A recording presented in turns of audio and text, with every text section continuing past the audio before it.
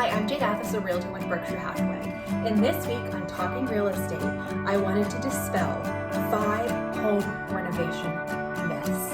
I know we're going into the warmer weather, and oftentimes as the seasons transition, we think about making changes to our home. So the first myth that I wanted to chat with you about is that all home improvement projects provide a dollar for dollar return on investment, or ROI. In reality, you usually only get back a percentage of what you spend. Myth number 2, permits aren't necessary. As a realtor, this makes me cringe because it becomes very challenging to sell the property and market the property if permits weren't pulled properly. So what you want to do is make sure that you chat with your town building department and see what permits are required for your area. They're not all the same. Myth number 3 is that DIY is a great way to save. What if your project ends up being far more complicated than your skill set?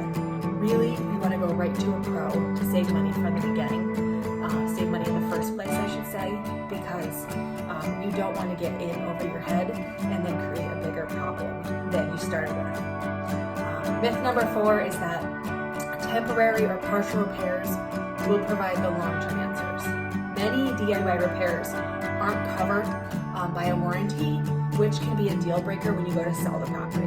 So you just want to make sure that you're making educated decisions. And then myth number 5 is that the latest trends will always be popular.